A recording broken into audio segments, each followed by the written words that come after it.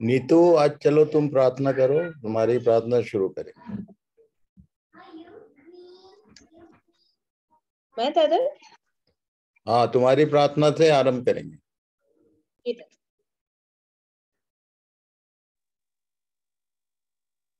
Hallelujah. Thank you father, thank you Lord Jesus. धन्यवाद करते हैं प्यारे प्रभु परमेश्वर पिता। हे स्वर्ग और पृथ्वी के स्वामी, हे पृथ्वी और आकाश को बनाने वाले परमेश्वर यहोवा, यीशु मसीह के सामर्थी नाम से खुदावंद हम आपके चरणों के पास आते पिता। धन्यवाद करते प्रभु इस सुंदर समय के लिए पिता, तेरी महिमा करते राजा। प्यारे परमेश्वर पिता, आज की इस बाइबल स्टडी को पिता परमेश्वर हम आपके पवित्र हाथों में देते पिता। होने दे खुदावंदा, लिखा है प्रभु तेरे वचन के खुलने से प्रकाश होता है खुदावंदा। प्रभु तेरे प्रकाश को हम पर उड़ेल प्रभु, तेरे ज्ञान और प्रकाशन की आत्मा को हमारे जीवन में दे मेरे खुदावंदा, क्या ताकि हम तेरे वचन को और गहराई से समझ पाए खुदावंदा। हालेलुया प्रभु, अपने दास को और गाढ़ा अभिषेक कर प्रभु, और उनके द्वारा पिता परमेश्वर तू हमें गूढ़ और अपनी वचन की गहरी बातों को प्रकट कर पिता।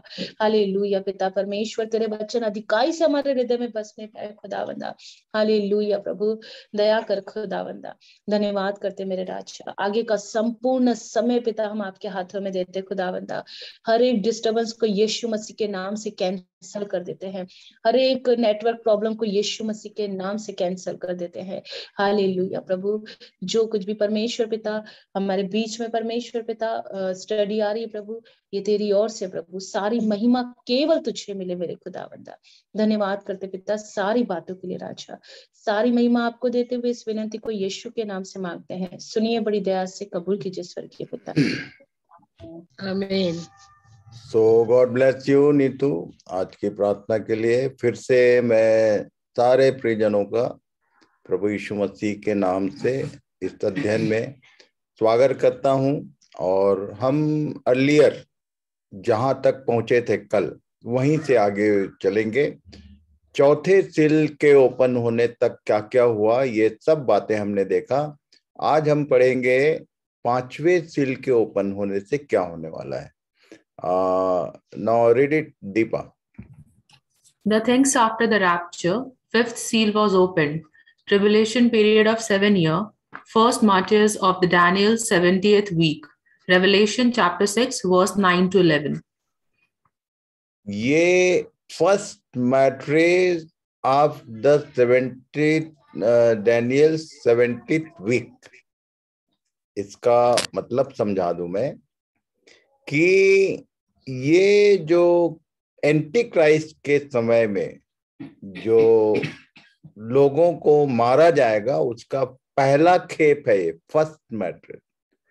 पहली बार लोगों को कत्ल किया जाएगा और उनकी गिनती यहाँ लिखी हुई है, प्रकाशित वाक्य 6 अध्याय उसके 9 से आगे।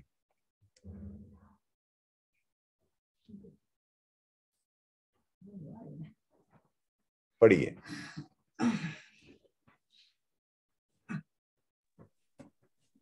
पढ़ो भाई। और जब उसने पांचवी मोहर खोली तो मैंने वेदी के नीचे उनके प्राणों को देखा, जो परमेश्वर के वचन के कारण और उस गवाही के कारण जो उन्होंने दी थी वध किए गए थे। और उन्होंने बड़े शब्द से पुकार कर कहा, हे स्वामी, हे पवित्र और सत्य, तू कब तक न्याय न करेगा और पृथ्वी के रहने वालों से हमारे लोहू का पलटा कब तक न लेगा।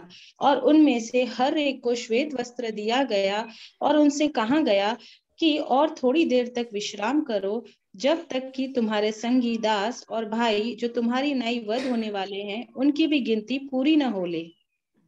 यहाँ पर लिखा हुआ है, ध्यान से पढ़ेंगे तो बातें समझ में आएंगी कि ये कौन लोग हैं जिनके प्राण जा चुके हैं और उनको प्राण गंवाने के कारण श्वेत वस्त्र दिया गया। इतने ही ध्यान करेंगे, क्योंकि जो कलीसिया है वो तो जा चुकी है, अभी इसमें कलीसिया का कोई रोल नहीं है। पर यहाँ पर एक बात बोल रहा है, फिर से पढ़िए, एक बार ध्यान करेंगे। पांचवी मोहर के खुलने से, फिर से पढ़ो एक बार।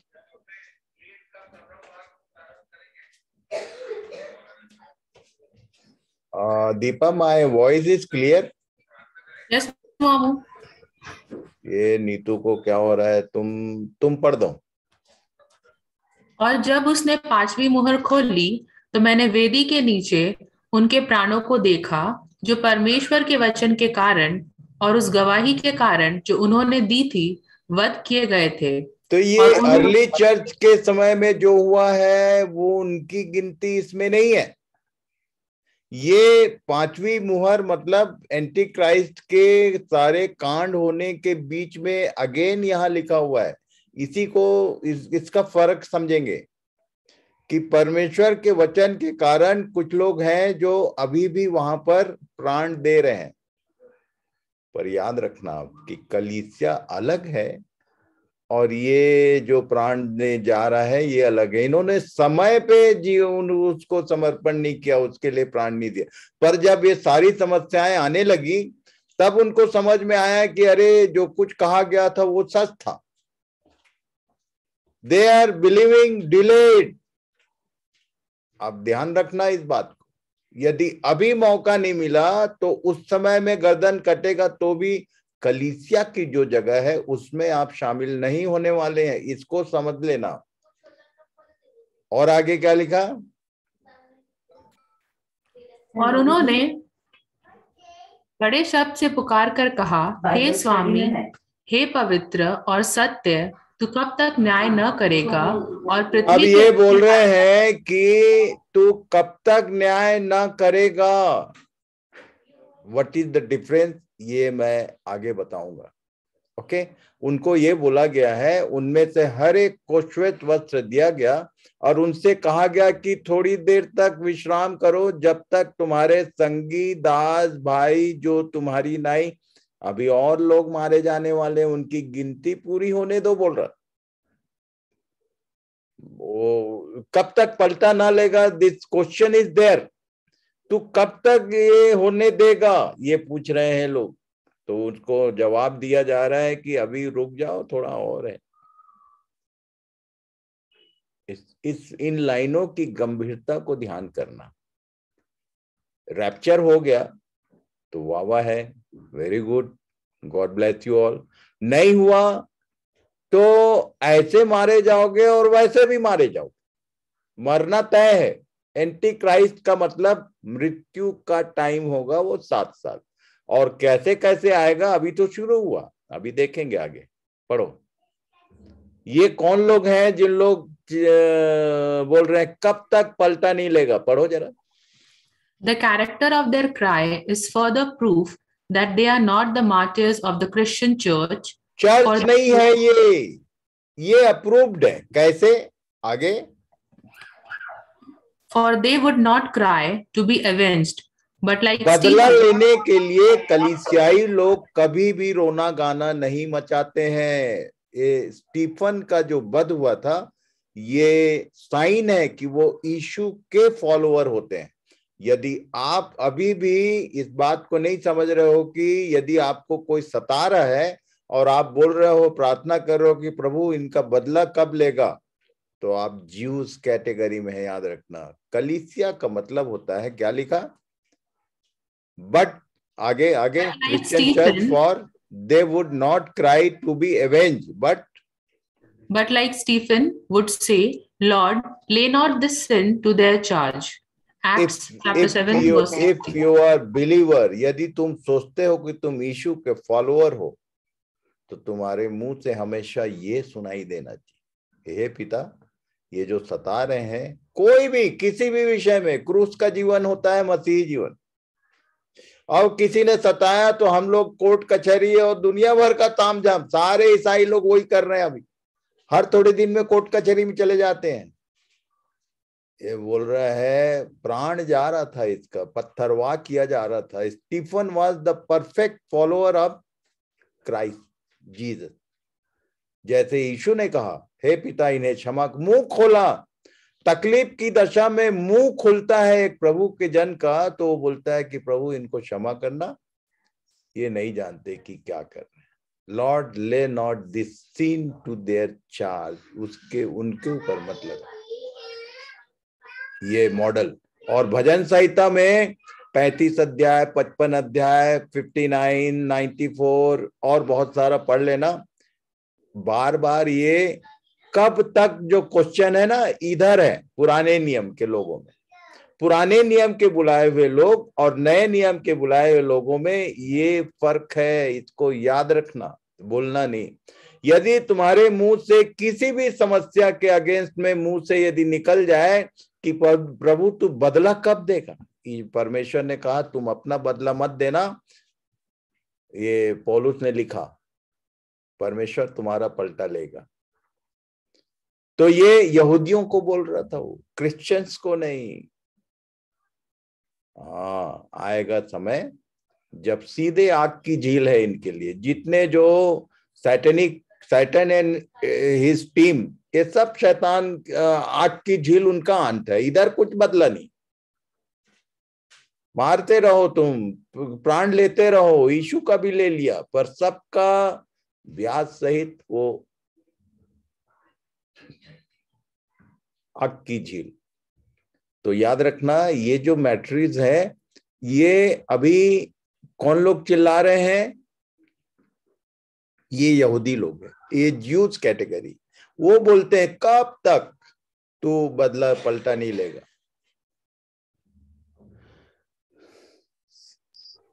छठवां सील जब ओपन हुआ, Sixth seal was opened. Tribulation period of 7 years. The wrath of the God begins. Revelation 6:12 to 7 to 17. ये पूरा पढ़ लेना, आप छोड़ना मत। छठवीं मुहर खुली तब क्या हुआ, पढ़ो भाई। और जब उसने छठवीं मुहर खोली तो मैंने देखा कि एक बड़ा बुलडोल हुआ और सूर्य कंबल की नाई काला और पूरा चंद्रमा लोहू का सा हो गया और आकाश के तारे पृथ्वी पर ऐसे गिर पड़े जैसे बड़ी आंधी से हिलकर अंजीर के पेड़ में से कच्चे फल झड़ते हैं, और आकाश ऐसा सरक गया जैसा पत्र लपेटने से सरक जाता है, और हर एक पहाड़ और टापू अपने अपने स्थान से टल गया। छठवीं मुहर खुलने से ये सब होने वाला है। और क्या लिखा? और पृथ्वी के राजा और प्रधान और सरदार और धनवान और सामर्थी लोग और हर एक दास और हर एक स्वतंत्र पहाड़ों की खोहों में और चट्टानों में जा छिपे और पहाड़ों और चट्टानों से कहने लगे कि हम पर गिर पड़ो और हमें उसके मुंह से जो सिंहासन पर बैठा है और मेमने के प्रकोप से छिपा लो, क्योंकि उनके प्रकोप का भयानक दिन आ पहुंचा है। ये प्रकोप का दिन भयानक दिन आ पहुंचा है। और वो अब कौन ठहर सकता है? क्यों बोल रहा है? किसका प्रकोप आ रहा है? एक तरफ एंटी क्राइस्ट का मूवमेंट रहेगा और दूसरी तरफ परमेश्वर और उसके मेमने का प्रकोप। जो चीजें बीइंग ह्यूमन किंगडम, जो ये कर सकता है, ये एंटी क्राइस्ट और उनकी टीम, वो करेगा। और जो परमेश्वर करेगा, उसके कोप, वो क्या क्या करने वाला है जरा देखें तो सही। उसका क्रोध जब भड़कता है तो क्या क्या करता है। क्यों छिप रहे हैं लोग? पढ़ो। इसके बाद मैंने पृथ्वी के चारों कोनों पर 4 स्वर्गदूत खड़े देखे। वे पृथ्वी के चारों हवाओं को थामे हुए थे, ताकि पृथ्वी या समुद्र या किसी पेड़ पर हवा न चले। फिर मैंने एक और स्वर्गदूत को जीवते परमेश्वर की मोहर लिए हुए पूरब से ऊपर की ओर आते देखा। उसने उन चारों स्वर्गदूतों से, जिन्हें पृथ्वी और समुद्र की हानि करने का अधिकार दिया गया था, ऊंचे शब्द से पुकार कर कहा,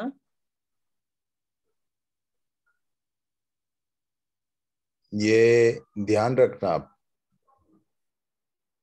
ऑलवेज बाइबल उत्पत्ति से लेके यहां तक कि यहां भी लिखा है पूरब। पूरब, पूरब को इंग्लिश में क्या बोलते हैं दीपा? ईस्ट है या वेस्ट है? ईस्ट है। ऑलवेज ईस्टर्न साइड को इंडिकेट करता है Bible, and we all are eastern people, west के नहीं है हम। और तब ये बोल रहा है कि 4 स्वर्गदूतों को आदेश दिया कि हवा चलने मत देना। जब गर्मी के दिनों में कई बार हवा चलना बंद हो जाती है, गर्म है अलग, और ऊपर से हवा चलना बंद हो जाए, लाइट गोल हो जाए, पंखा भी नहीं चल रहा, तब जैसी स्थिति बनती है उससे ज्यादा ये, क्योंकि ये परमेश्वर का आदेश। और क्या होने वाला, पढ़ो। जब तक हम अपने परमेश्वर के दासों के माथे पर मोहर न लगा दें, तब तक पृथ्वी और समुद्र और पेड़ों को हानि न पहुंचाना। और जिन पर मोहर दी गई, मैंने उनकी गिनती सुनी कि इज़राइल की संतानों के सब गोत्रों में से 1,44,000 पर मोहर दी गई। 1,44,000 पर मुहर दी गई। ये बात तो कंफर्म है, हम लोग जानते हैं, ये 12 गोत्रों में से 12 हजार। पर उसके आगे क्या लिखा है, आगे पढ़ो। Wrath of the God came down on earth, but elect of Israel were sealed. इसमें एक भेद की बात छिपी हुई है। ध्यान से पढ़ोगे तो मिलेगा, होमवर्क कर लेना। क्या लिखा है, आगे पढ़ो। The 1,44,000, 12,000 from each tribe will be the earthly Israel, the literal seed of Abraham, living at that time. Here the names of Dan and Ephraim are omitted, and the names of Joseph and Levi are substituted. ये 2 गोत्रों को हटा दिया और 2 गोत्रों को इसमें जोड़ा है, रिप्लेसमेंट। इसका कॉज क्या खोजना चाहता था, तो भैया ये बताऊंगा नहीं, इसको पढ़ लेना। डिटरोनॉमी, व्यवस्था विवरण 29 अध्याय, उसके 18 से 21 तक, और पहला राजा 12 अध्याय, उसके 25 से 30 पद तक। ये तो मैं भेज ही रहा हूं, पढ़ना जरूर, तो समझ में आएगा कि कब किस गोत्र को किस कारण से हट। बिना कारण कोई काम परमेश्वर नहीं करता। किसी को यदि कट करता है तो उसके पास पर्याप्त रीजन होता है, और किसी को यदि शामिल करता है तो उसका भी पीछे रीजन होता है। ये इधर लिखा है, पढ़ लेना, होमवर्क। फिर आगे पढ़ो। इसके बाद मैंने दृष्टि की, और देखो, हर एक जाति और कुल और लोग और भाषा में से एक ऐसी बड़ी भीड़ जिसे कोई गिन नहीं सकता था, श्वेत वस्त्र पहने और अपने हाथों में खजूर की डालियां लिए हुए सिंहासन के सामने और मेमने के सामने खड़ी है, और बड़े शब्द से पुकार कर कहती है कि उद्धार के लिए हमारे परमेश्वर का जो सिंहासन पर बैठा है और मेमने का जय जयकार हो। ये कौन लोग है भाई, अजीब गरीब। 7वें अध्याय में दिखता तो चर्च जैसे है, पर ये चर्च नहीं है। श्वेत वस्त्र भी है, खजूर की डालियां भी लिए हुए हैं, पर ये है कौन, ये बता दूं आपको। पता नहीं आपको कब, पहले मुझे नहीं ध्यान आता कि इस बात को कभी क्लियर किया है। पढ़ो, हेवन, पढ़ो पढ़ो, बोलो मत कुछ, अभी आधा सीसी में तुम लोग आंसर कर देते हो। पढ़ो। Revelation 6:12 and 7 to 17. ये जहां तक पढ़े, यहाँ 2 कंपनियां हैं, दो ग्रुप हैं। 2 companies of the redeemed at the time of tribulation period. कौन कौन से? 1,44,000 sealed Jews and a multitude of great tribulation saints. कहने का मतलब 1,44,000 तो ये यहूदी होंगे, और उसके बाद एक ऐसी भीड़ जिसको कोई गिन नहीं सकता, ये गर्दन कटा के उस भीड़ में शामिल होंगे। इसको याद रखना, भूलना मत। ये बताया नहीं हूं मैं कभी, समझे उत्तम? ये कौन लोग हैं? जो इस बात को, जो अभी मसीह हैं पर जो विश्वास कर नहीं रहे हैं, उठाए नहीं जाएंगे, छूट जाएंगे। और उन दिनों में यदि याद आ जाएगा कि अरे अरे हम लोग तो मिसिंग हो गए, उस समय भी जो लोग प्रायश्चित करेंगे और यीशु को मसीह करके स्वीकार करेंगे, तो वो इस भीड़ में होंगे, पर ये कलीसिया नहीं होगी। ये इसके लिए एक विशेष पद एक जगह लिखा हुआ है कि ये जो सियोन पर्वत है वहां पर कितने प्रकार की कैटेगरीज हैं। चलो आज ये होमवर्क रहेगा कि सियोन पर्वत के सामने कौन कौन लोग वहां पर खड़े हैं उस सिंहासन के सामने। एक तो कलीसिया हो गई, एक तो स्वर्गदूत हो गए, और वो 24 प्राचीन, और वो 4 करू, 4 सराप, 4 प्रकार के प्राणी, और ऊपर से ये लोग जा रहे हैं वहां, और ये जो गर्दन कटाए हुए मल्टीट्यूड जिसको कोई गिन नहीं सकता था, ऐसा लिखा 7 अध्याय। उतने सारे लोग मान लेंगे पर लेट हो जाएंगे, इसलिए कलीसिया में उनकी गिनती नहीं होगी। इसलिए एक लाइन पढ़ो जरा, जब ब्याह का वर्णन है 19 अध्याय उसका 7 और 8 पद, मेमने के ब्याह का वर्णन कहां पर है नीतू? जी दादा, आओ हम आनंदित और मगन हो। हाँ, रुक जा, सबको नहीं मालूम होगा कहां पर। प्रकाशित वाक्य 19 अध्याय उसका 7 और 8 पद पढ़ो भाई। आओ हम आनंदित और मगन हो और उसकी स्तुति करें, क्योंकि मेमने का ब्याह आ पहुंचा और उसकी पत्नी ने अपने आप को तैयार कर लिया है, और उसको शुद्ध और चमकदार महीन मलमल पहनने का अधिकार दिया गया, क्योंकि उस महीन मलमल का अर्थ पवित्र लोगों के धर्म के काम है। और उसने मुझसे कहा, यह लिख कि धन्य वे हैं जो मेमने के ब्याह के बोझ में बुलाए गए हैं। हाँ, तो मेमना है और दुल्हन है तो इनवाइटी भी है भाई। मैंने पिछली बार नागपुर वालों को होमवर्क दिया था, याद आया क्या नीतू? कि ये जो इनवाइटीज हैं ये कौन है? किसी ने खोजा? इस बार छोड़ूंगा नहीं, बता दे रहा हूं। ये इनवाइटेड में रहेंगे, ये चेयरपर्सन नहीं होंगे। ये जो ट्रिबुलेशन पीरियड में आने के बाद मसीह को ग्रहण कर रहे, यहूदियों को भी चांस था पर उन्होंने तो डिनाई कर दी। उन्हीं लोग तो यीशु को क्रूस पे चढ़ाए थे। पिलातुस तो साफ मना कर दिया था कि नहीं भाई, मैं कोई दोष नहीं पाया। वो बोला कि हमको हमारे संतानों पर आने। अब जाके इनका आंख खुला है, छाती पीट रहे हैं उसको आते देखे तो। अब याद रखना है, हु आर द इनवाइटीज? ये 1,44,000 प्लस। एक कहीं लिखा है बाइबल में, नए नियम में बता देता हूं, क्लू दे दिया हूं कि उसके सियोन के सिंहासन के सामने जो खड़े होने वाले लोग हैं उनकी एक लिस्ट है। कहां पर है? खोजना, होमवर्क है। और नहीं मिलेगा तो कल बता दूंगा। कल मैं आते साथ पहले पूछूंगा इसको जरूर कि किसने किसने कोशिश किया। नए नियम में, पुराने नियम तक जाना मत। एक लिस्ट है कि उस सियोन के पास में कौन कौन लोगों की उपस्थिति है। So it may be, it is clear कि ये जितने होंगे जो क्लेश काल में गर्दन कटा के जा रहे हैं वो इनवाइटीज होंगे।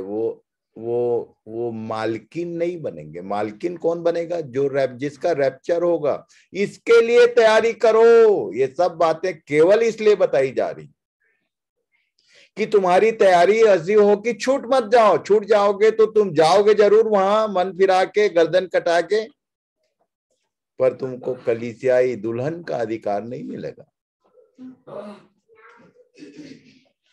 आगे पढ़ो। The things after the rapture, seventh seal was opened. A silence was there in the heaven before the trumpet judgment's sound. Tribulation period of 7 years. Revelation chapter 8 verses 1 to 6. मालूम है, 7वीं तुरही फूकी गई तो लिखा है कि, पढ़ लेते हैं, पढ़ो है। और रेवलेशन 8:1-2। और जब उसने 7वीं मोहर खोली तो स्वर्ग में आधे घंटे तक सन्नाटा छा गया, और मैंने उन 7 स्वर्गदूतों को जो परमेश्वर के सामने खड़े रहते हैं देखा, और उन्हें 7 तुरहियां दी गई। हाँ, 7वीं मुहर के साथ केवल एक काम हुआ, ये यहाँ कुछ नहीं हुआ है, ये उधर हो रहा है ऊपर पृथ्वी पर। Nothing is happened. 7वीं मुहर में कुछ नहीं हुआ है, उधर उनको 7 तुरियां दी गई, और 7 तुरियों का जो हिसाब था उसके कारण सन्न रह गए हैं सारे लोग। आधे घंटे तक सन्नाटा छा गया है कि और डेंजरस स्थिति पैदा होने वाली। पढ़ लो भाई, दिस साइलेंस वॉज समथिंग। पढ़ो भाई। This silence was something remarkable. The 24 elders ceased their harp playing. The सब angels, लोग जो अभी तक गान बजान हो रहा है वहां पर, वो सब रुक गया, ड्रॉप हो गया 7वें मुहर के साथ, क्योंकि तुरियां दी जा रही हैं। अब तुरी फूकी जाएगी तो क्या क्या होने वाला देखते हैं, आगे पढ़ो।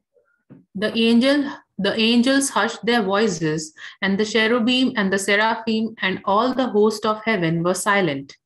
It was the period of silent preparation for the awful judgments as plagues that were to burst forth in the earth under the trumpets and vials. आगे जो है ये ऑफुल जजमेंट बोल रहा है, उसकी तैयारी।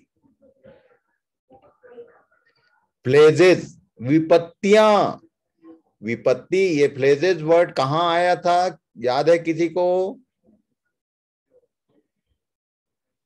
ये विपत्ति पुरानी नियम में कहां डाली गई थी, थोड़ा याद तो करो। फिरौन के समय में। मिस्र देश में जो कुछ हुआ था एज इट इज सब होने वाला है। पर पिछली बार क्या हुआ था, मिस्री लोग मारे जाते थे। इस बार there will be no restriction, जितने पृथ्वी पर रहेंगे चाहे वो परमेश्वर के, क्योंकि सब ने परमेश्वर का इनकार किया है। देखेंगे cause of pledges, main cause क्या है, पढ़ो पढ़ो जरा, पढ़ो जरा, एक इंटरव्यू हो जाए सबका कॉमन। पढ़ो। Excluded from his own nation, for they rejected him. ये अपने राष्ट्र के द्वारा रिजेक्ट किया गया। जिसको उसने अपनी प्रजा कहा, उन्होंने उसको रिजेक्ट कर दिया। कहां पर, किसी को याद है? थोड़ा याद तो करो। Very interesting class. गिनती में। हाँ, नहीं हुआ क्या था उतना ही बता दो। वो मूसा को रिजेक्ट करते थे। गिनती में ये बार बार मूसा और हारून को बोले मरने के लिए ले आया, वही ठीक था, वही मर जाते ज्यादा। वो मूसा, और यहाँ लिखा दे रिजेक्टेड हिम। हिम का मतलब ये एच कैपिटल है, it is coming only for God. देखो जरा, याद करो उत्तम और कृति, आप ही कहाँ हो? जीसस क्राइस्ट को रिजेक्ट किया। वे मूसा को नहीं, परमेश्वर को रिजेक्ट कर रहे थे सर। नहीं, उन्होंने थोड़ा निशाना चूक गया। आया आंसर थोड़ा, पर बता देता हूँ, खोज लेना, खोज के पढ़ना जरूर। कहाँ लिखा? उन्होंने अपने लिए राजा, शमूएल के समय में इन्होंने बोला हमको एक राजा चाहिए। अब शमूएल नाराज हो गया, तो शमूएल को परमेश्वर ने बोला था कि इन्होंने तुझको नहीं, मेरा इनकार किया। एक काम कर, चुन के दे, वो गुलाम बनाया। बाकी सब लिखा हुआ, पर परमेश्वर और शमूएल की बातचीत ये बताती है कि परमेश्वर को बड़ी, क्योंकि वो खुद उनका राजा होकर उनके बीच में चलता फिरता था और हर जगह जितवाता, हराना, ये सारा काम वो खुद करता था। तो उसने शमूएल से बोला कि उसने तेरा नहीं, मेरा इनकार किया। कहाँ लिखा है? खोज के कल बता देना भाई, बाकी भाई लोग। ग्रुप में मिल जाता है तो ग्रुप में डाल देना, टाइम वेस्ट नहीं होगा। पहला सामुएल 8। वेरी गुड, पढ़ लेना भाई। बाकी लोग पहला शमूएल में कहीं पर है, अब पूरा नहीं बताएंगे हम लोग। खोज के पढ़ो, खोजना सीखो। दूसरी बात, एक्सक्लूडेड फ्रॉम द वर्ल्ड, इस संसार के लोगों ने मिलके उसको क्रूस पर चढ़ाया। ओके, उसमें सब शामिल थे। और तीसरा, excluded from nominal Christians for his stance तो ये outside 3 the truth. कैटेगरी रहेगी वहां पर। एंटी क्राइस्ट के दिनों में यहूदी भी रहेंगे, संसारी लोग भी रहेंगे, और जो नॉमिनल क्रिश्चियंस है ना, जो केवल हालेलुया प्रेज द लॉर्ड और बस नाच गान में लगे पड़े हो, कौन बचाएगा तुमको? Are you ready? Are you preparing yourself for the rapture?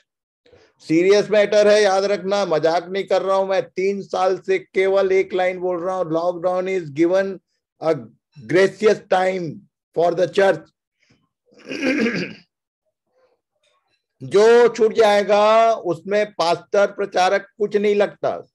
जिसने तैयारी नहीं की, इफिसी 5 अध्याय का 25 पद को पढ़ लेना, जो क्वालिटी वहां बोला है।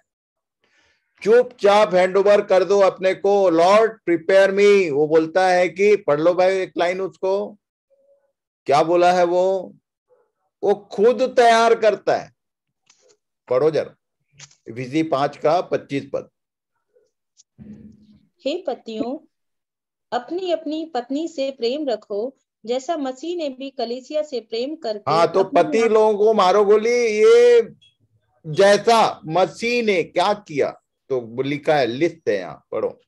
जैसा मसीह ने भी कलीसिया से प्रेम करके अपने आप को उसके लिए दे दिया, कि उसको वचन के द्वारा जल के स्नान से शुद्ध करके पवित्र बनाए। सबसे पहली बात, जल का स्नान हुआ कि नहीं? जल का स्नान हम लोग जब पानी कम आता है, कभी कभी एक से एक क्वालिटी देखा हूं मैं आदमी का है। एक बाल्टी में आदमी ना कपड़ा भी धो लेता है, नहा भी लेता है, बड़ा पानी बचाओ अभियान। वैसा इस नहावन में नहीं होगा। You must be clean. तुमको जल से, पढ़ लो भाई आगे। क्या तुम सही में पूरी रीति से इस जल में डूब चुके हो, जो धोती है गंदगी को? This is the time given by God to the church. बाकी दुनियावी लोगों को तो कोई लेना देना नहीं। इवन जो नॉमिनल क्रिश्चियन जिसको बोल रहा हूं मैं, उनको भी कोई लेना देना नहीं। जैसे ही लॉकडाउन होता है तो परेशान हो जाता है। अरे तुमको प्रभु समय दिया, घर से निकल मत बाहर, घुस जाओ अंदर बाइबल के। कुछ लोग हैं, somebody's are doing that। सब लोग फोन करके बताते हैं कि भैया बढ़िया मौका पाए हैं इस बार, समय नहीं रहता था पहले, अभी बढ़िया प्रभु के वचन में दिन रात लगे पड़े। Do that. It's my humble request and command also. जो अधिकार प्रभु ने मुझे दिया है, मैं बोल रहा हूँ, घुस जाओ बाइबल में, नहीं तो बचोगे नहीं। पढ़ो। और जल के स्नान से शुद्ध करके पवित्र बनाए, और उसे एक ऐसी तेजस्वी कलीसिया बनाकर अपने पास खड़ी करे, जिसमें न कलंक, न झुर्री, न कोई और ऐसी वस्तु हो, वरन पवित्र और निर्दोष हो। आप अपने घर के बच्चों के बारे में एक ही लाइन सोचना कि तुम्हारे घर में जो आने वाली बहू है वो कैसा होना चाहिए, या तुम्हारा लड़का किसी स्वीपर को बड़ा हृदय दिखा के ले आएगा तो तुम एक्सेप्ट करोगे क्या?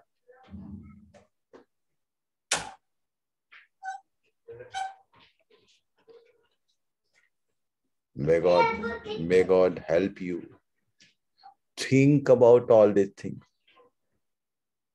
इन सब बातों के विषय में ध्यान करो, सोचो, सोचना पड़ेगा।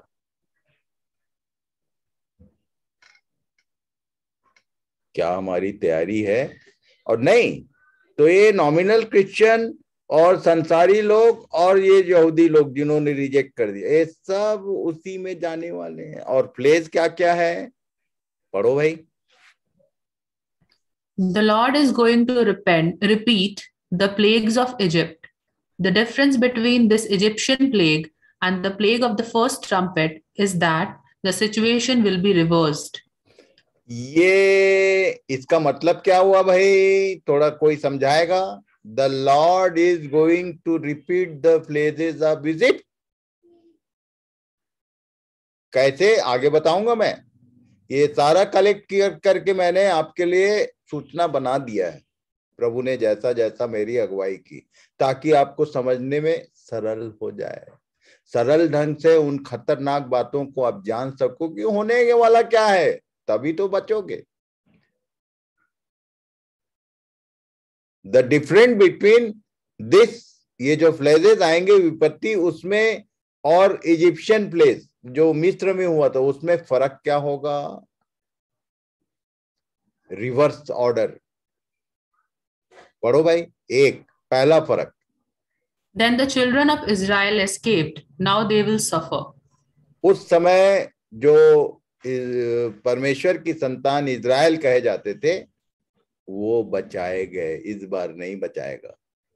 आगे। Then plagues of Egypt were directed against Pharaoh. The judgments of the tribulation period will be directed to Israel. Third, in Egypt, man and beast suffered along with the vegetation, while only the trees and the green grasses shall suffer when the first trumpet sounds, and the hail and fire will be mixed with blood. Very danger. Hell and fire. ये hello and fire का मतलब क्या होता है? मैं कर दे रहा हूँ। बोले आग आती थी और उसके साथ साथ बर्फ भी मिला हुआ रहता था। Hello and fire will be mixed with blood. ये आने वाला है। तुम विश्वास करो मत करो, बाइबल में लिख दिया कि जो बातें परमेश्वर के वचन में लिखा है उसमें एक बिंदु मात्रा भी दाएं बाएं नहीं होने वाला है। तुम्हारे उसमें बहसबाजी करने से कोई फर्क नहीं पड़ना है। तुम विश्वास करो तो अच्छा है, ना करो तो भी अच्छा है। In Egypt, fourth. In Egypt, the hail smote every herb of the field and broke every tree. But under the first trumpet, only 1/3 of the trees and grass will be burnt up. ये सारे इसमें और उसमें फर्क था, ये मैं भेजूंगा, पढ़ लेना। Then पहला तुरही, पहले तुरही के साथ, हाँ पढ़ लो भाई। The first trumpet, tribulation period of 7 years, hail and fire rained. Revelation 8:7. ये दो चीजों की वर्षा होगी। पहले ही तुरही के साथ में आग भी गिरेगा। वर्सेस लिखे हुए पढ़ लेना। आग भी गिरेगा, पढ़ो। प्रकाशित वाक्य 8 का 6 से 7। और वे सातों स्वर्गदूत जिनके पास 7 तुरहियां थी फूकने को तैयार हुए। पहले स्वर्गदूत ने तुरही फूकी और लहू से मिले हुए ओले और आग उत्पन्न हुई और पृथ्वी पर डाली गई, और पृथ्वी की 1/3 जल गई और पेड़ों की 1/3 जल गई और सब हरी घास भी जल गई। ये होने वाला है। सेकेंड ट्रम्पेट में क्या होने वाला है? A burning meteor. 1/3 sea creatures dead. पढ़ लेते, पढ़ो भाई। दूसरे स्वर्गदूत ने तुरही फूकी तो मानो आग सा जलता हुआ एक बड़ा पहाड़ समुद्र में डाला गया, और समुद्र का 1/3 लोहू हो गया, और समुद्र की 1/3 सृजी हुई वस्तुएं जो सजीव थी मर गई, और 1/3 जहाज नाश हो गया। क्या लिखा? मानो आग सा जलता हुआ, जैसे अक्सर लोग बोलते हैं कि वो एक कोई तारा टूटा है और इतना स्पीड से आ रहा है आ रहा है आ रहा है। अभी तक कोई भी चीज, स्काई लैब के बारे में एक समय आया था कि लोग भयंकर हो गुम था कि कहाँ गिरेगा पता नहीं, पर ऐसा अरेंजमेंट है परमेश्वर का, गॉडली, इसको मैं बोलता हूं कि बिब्लिकल साइंस, कि उसने अरेंजमेंट ऐसा किया हुआ है कि कोई भी चीज वहां से आता है तो वो यहाँ पहुंचते पहुंचते राख हो जाता है। पर इस बार नहीं होगा। तुरही के साथ जो आ रहा है वो समुद्र में गिरेगा ही। उसके बाद तीसरा ट्रम्पेट, फिर क्या Poisoning the waters. जहर हो जाएगा पानी। पढ़ लो भाई, मेरे बोलने से नहीं, जो लिखा उसकी बात कर रहा हूं। और तीसरे स्वर्गदूत ने तुरही फूकी और एक बड़ा तारा जो मशाल की नाई जलता था स्वर्ग से टूटा और नदियों की 1/3 पर और पानी के सोतों पर आ पड़ा, और उस तारे का नाम नागदोना ये कहलाता ठीक। है। और 1/3 पानी नागदोना सा कड़वा हो गया, और बहुत तेरे मनुष्य उस पानी के कड़वे हो जाने से मर गए। ये पानी कड़वा हुआ था कहां पर, किसी को याद है? अंडमान निकोबार। अरे बाइबल में रहो, बाहर मत निकलो। मिस्र। मैं बाहर की बात नहीं पूछ रहा हूँ। मत्ता। अब ये डिसाइड मारा खुद ही कर मारा लेना, मारा में मारा हुआ में जब था मूसा कि लेके मत्ता जाते में थे हुआ तब। था। दो मारा। जगह पानी का प्रॉब्लम आया, और एक जगह कड़वा हुआ था, दूसरी जगह पानी ये नहीं था। दोनों अलग अलग है, मिलाना मत। कहाँ कड़वा हुआ था वो पूछा मैं, उसको ध्यान करना कहां पर हुआ था। ओके, उस समय मरे नहीं थे पर पानी कड़वा हो गया था, उसका उपाय कर दिया था मूसा ने। इस बार कोई उपाय नहीं होगा, सब चीज उल्टा पड़ रहा है ना। जो जो उधर हुआ उनके साथ, उसमें से कोई चीज छोड़ेगा नहीं, सब होने वाला है। कहां कड़वा हुआ था पानी? निर्गमन 15 अध्याय। मारा मारा किसी बोलने नहीं बोला मैं, खोजने दो, सबको खोजने दो कि कैसे भी करके खोजी तो बनने लोग। फोर्थ ट्रम्प पढ़ो। Darkening 1/3 of the planet. Darkening, अंधेरा, ये भी हुआ था उधर। ये निर्गमन 10 में पढ़ लेना, मैं सब लिख के भेज रहा हूं, पढ़ना जरूर। ओके, ये हो गया चौथा ट्रम्पेट। पढ़ो भाई। चौथे स्वर्गदूत ने तुरही फूकी, और सूर्य की 1/3 और चांद की 1/3 और तारों की 1/3 पर आपत्ति आई, यहाँ तक कि उनका 1/3 अंग अंधेरा हो गया, और दिन की 1/3 में उजाला न रहा, और वैसे ही रात में भी। ये लिखा हुआ है, ये होने वाला है। पांचवें तुरही में क्या है भाई? Demons on earth from the bottomless pit. हाँ, जरा इसको समझना।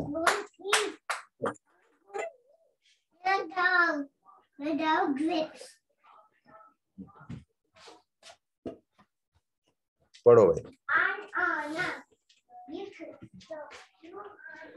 पढ़ो जरा। और जब पांचवें स्वर्गदूत ने तुरही फूकी, तो मैंने स्वर्ग से पृथ्वी पर एक तारा गिरता हुआ देखा, और उसे अथाह कुंड की कुंजी दी गई, और उसने अथाह कुंड को खोला, और कुंड में से बड़ी भट्टी का सा धुआं उठा, और कुंड के धुएं से सूर्य और वायु अंधियारी हो गई। अब ये अथाह कुंड है कहां पर भाई? कितने लोगों को इसके बारे में मालूम? इसको इंग्लिश में क्या, इंग्लिश में भी पढ़ लो भाई आज। अंग्रेजी में नाम क्या है इसका, पढ़ो। And the fifth angel blew his trumpet, and I saw a star fallen from heaven to earth, and he was given the key to the shaft of the bottomless pit. He opened the shaft of the bottomless pit, and from the shaft rose smoke like the smoke of a great furnace, and the sun and the air were darkened with the smoke from the shaft. Okay, तो कृति और उत्तम, इसका Greek name क्या है बताओ जरा, अभी देखूं जरा कितना रिवाइज कर रहे हो तुम लोग। इसका ग्रीक नाम क्या है? एप्लॉन। ये बॉटमलेस पिट का पास में रहता ना तो अभी बजाया रहता तेरे। बॉटमलेस पिट का ग्रीक नेम क्या है? आगे पाठ पीछे सपाट सब बताया।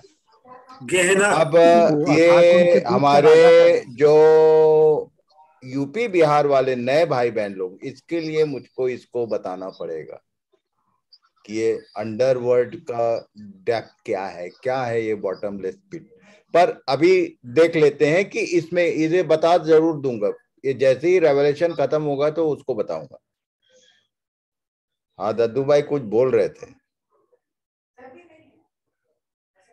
चलो बाद में बोल लेना, बता दूंगा मैं, क्योंकि गलती बता दोगे तो डांट पड़ेगा। क्या लिखा है भाई, फिर से पढ़ो एक बार। एक जगह है कोई पृथ्वी के भीतर, लिखा है पृथ्वी पर एक, पढ़ो पढ़ो पढ़ो। और जब पांचवें स्वर्गदूत ने तुरही फूकी तो मैंने स्वर्ग से पृथ्वी पर एक तारा गिरता हुआ देखा और उसे अथाह कुंड की कुंजी दी गई और उसने अथाह कुंड को खोला और कुंड एक तारा गिरा है, वो उसने जाकर अथाह कुंड तक गया, अंदर तक। ये है कहां पर ये देखेंगे। और आगे उसने अथाह कुंड को खोला और कुंड में से धुआं निकला, जैसे अभी अभी ज्वालामुखी फटा कहीं पर 2-3 दिन पहले। कहां पर फटा? ऑस्ट्रेलिया, समुद्र के अंदर, और सुनामी आ गया है। ऐसे ही कुछ होने वाला है। अथाह कुंड को खोला, ये कुंड क्या है इसको देखेंगे। कुंड का नाम पूछ रहा हूं मैं, उसके दूतों का नाम नहीं पूछ रहा हूं। सब लोग दूतों का नाम बता रहे हैं। मामा अभी इतने देर में तुम पलट के डायरी देख लिए? डायरी नहीं है बेटा, हमको सब मालूम है, पढ़ो। कुंड में से बड़ी भट्टी का सा धुआं उठा और कुंड के धुएं से सूर्य और वायु अंधियारी इतना भयंकर जैसे ज्वालामुखी फटता है। और उसके बाद आगे पढ़ो भाई। और उस धुएं में से पृथ्वी पर टिड्डियां निकली और उन्हें पृथ्वी के बिच्छुओं की सी शक्ति दी गई। और उनसे कहा, ये है टिड्डियां, और उनका हिसाब किताब कैसा है वो बताऊंगा। पर यहाँ लिखा है कि उनको बिच्छुओं की सी शक्ति, जैसे बिच्छू डंक मारने से दर्द होता है ना, वैसे ही। और उनको क्या कहा गया है स्पेशली? और उनसे कहा गया कि न पृथ्वी की घास को, न किसी हरियाली को, न किसी पेड़ को हानि पहुंचाओ, केवल उन मनुष्यों को जिनके माथे पर परमेश्वर की मुहर नहीं है। क्योंकि जिनके माथे पर परमेश्वर की मुहर लगेगी उनको तो गर्दन कटाना है, और जिनके माथे पर मुहर परमेश्वर की नहीं है तो उनको तो ये बिच्छी डसेगा, डंक मारेगा। अब कौन किसमें रहेगा? अरे भाई मौका अच्छा है, सुन रहे हो, अभी अपनी तैयारी कर लो, ये सब आएगा ही। और ऊपर से जिन लोग चले जाएंगे उन लोग देखेंगे भी, सब दिखाई देगा। पढ़ो आगे। और उनके वो जो बिच्छू है उनकी कैटेगरी बता रहा है। और उन्हें मार डालने का तो नहीं, पर 5 महीने तक लोगों को पीड़ा देने का अधिकार दिया गया। मतलब एक बार एक बिच्छू ने डंक मारा तो 5 महीने तक वो रहेगा दर्द, 5 महीने तक पीड़ा देगा। और आगे, और उनकी पीड़ा ऐसी थी जैसे बिच्छू के डंक मारने से मनुष्य की होती बार है। बार रिपीट कर रहा है बिच्छू का डंक का बारे में। अधिकांश लोग जो शहर में रहते हो तो जानते ही नहीं। बिच्छू का डंक जो होता है वो गांव वालों से पूछना, वो बताएंगे कि डंक, ये बिच्छू का डंक के बारे में जो मैं जानता हूं, जितने बजे वो डंक मारता है ना, उतने ही बजे दूसरे 24 घंटे रहता है। और ये तो वो 5 महीने बोल रहे हैं। और आगे पढ़ो। उन दिनों में उस तकलीफ ऐसी रहेगी कि लोग मृत्यु को ढूंढेंगे। क्या लिखा?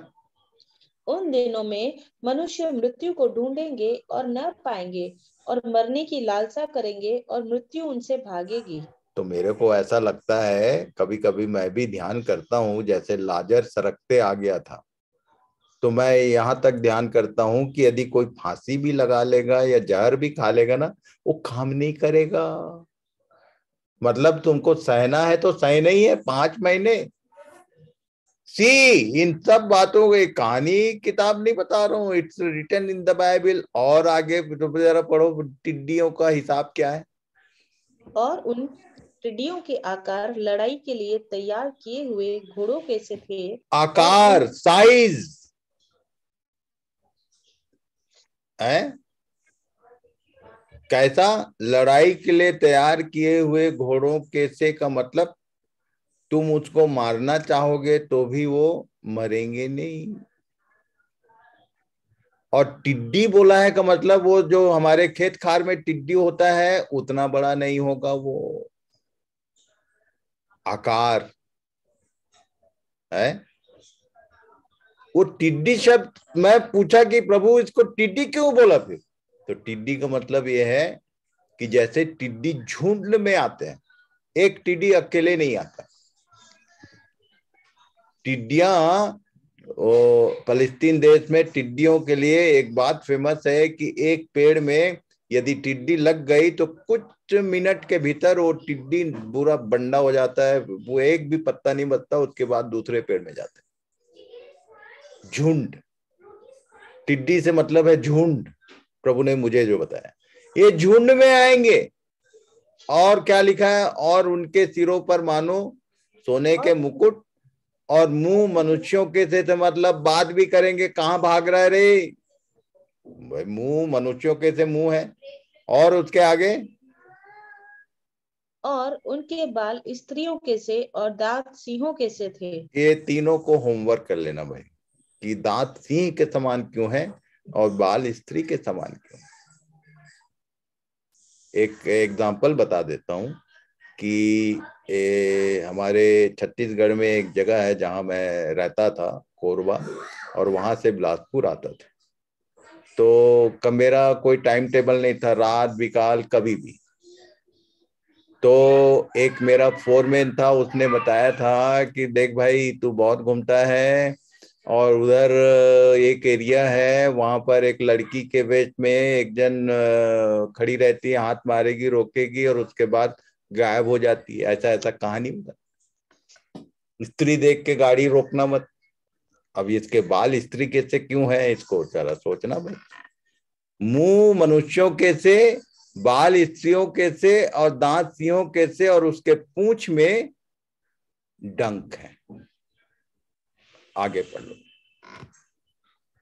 और वे लोहे की सी झिलम पहने थे, और उनके पंखों का शब्द ऐसा था जैसा रथों और बहुत से घोड़ों का जो लड़ाई में दौड़ते हो।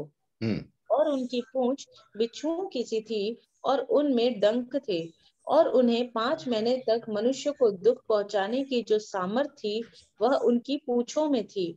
अथाह कुंड का दूत उन पर राजा था। उसका नाम इब्रानी में अब्दोन और यूनानी में अपुल्योन है। ये बता रहे तुम लोग, मैं कुंड पूछ रहा हूं, उनके राजा का नाम नहीं पूछ रहा। मेरे को तो मालूम है कि राजा का नाम आगे मिलेगा। दोनों में दिखा, यूनानी में क्या है और इब्रानी में क्या है। अथाह कुंड का नाम पूछ रहा था।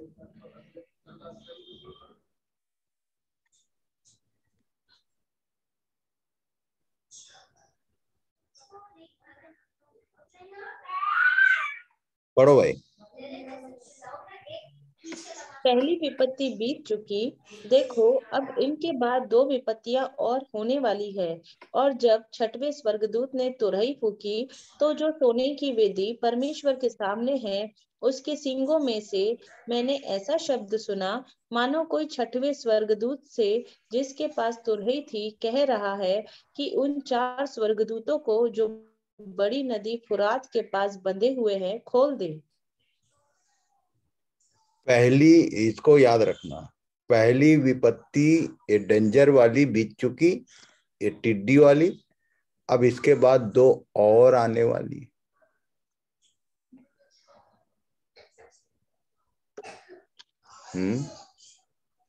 उसके बाद 2 और क्या आने वाला है भाई?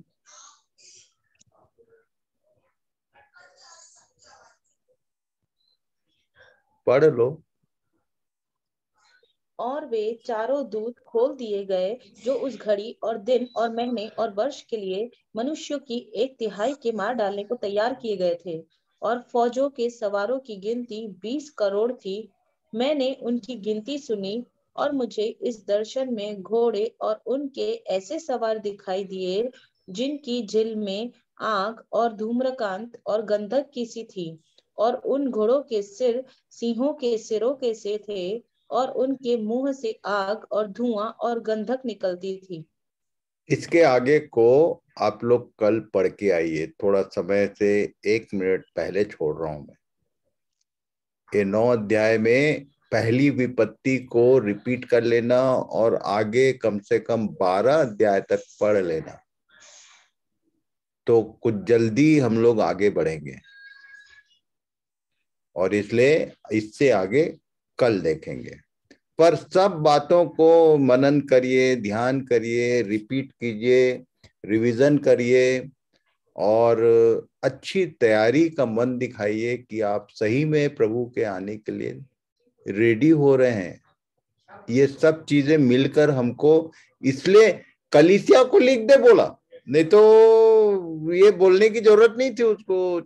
3 अध्याय के बाद प्रकाशित वाक्य खत्म हो जाए, या सीधा 20 अध्याय में आता।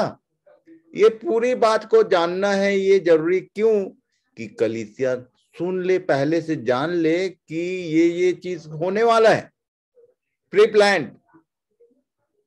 इसलिए तैयारी मुख्य बात है। इस अध्ययन का, रेवलेशन एंड डैनियल का जो अध्ययन कराया जा रहा है, इसका पीछे एक ही शब्द है, preparation. You have to be prepare to go with him. God bless you all. Thank you very much for today's time.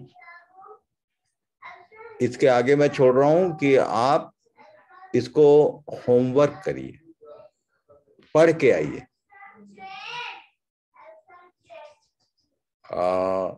Subodh भाई, आप सुन रहे हैं मेरी आवाज?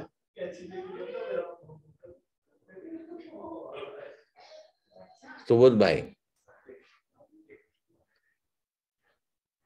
हेलो।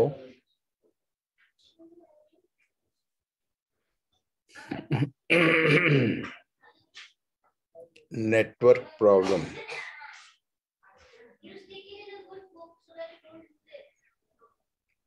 हाँ सुबोध भाई, प्रार्थना कीजिए प्लीज। आपका ऑडियो नहीं आ रहा है,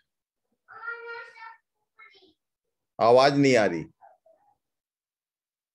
ओके,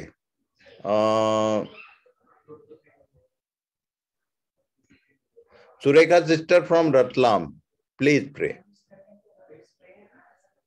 जी, हाँ, प्रार्थना कीजिए।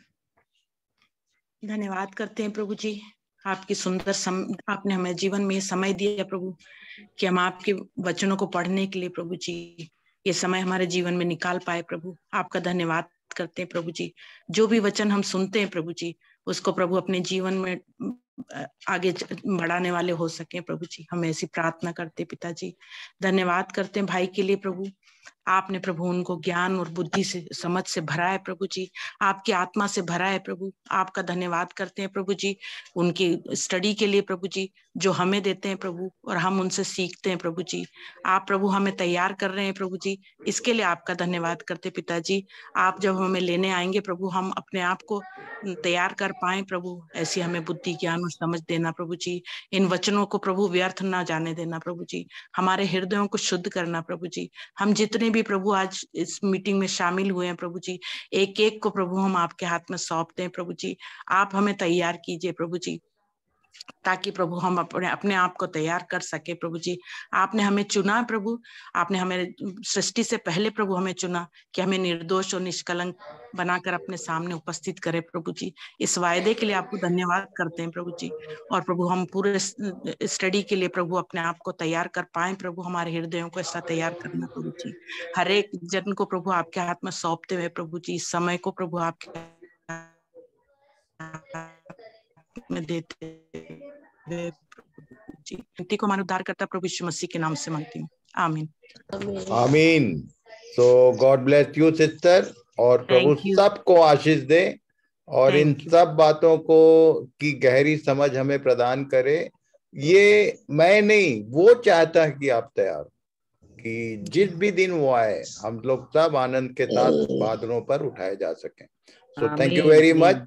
God bless you all.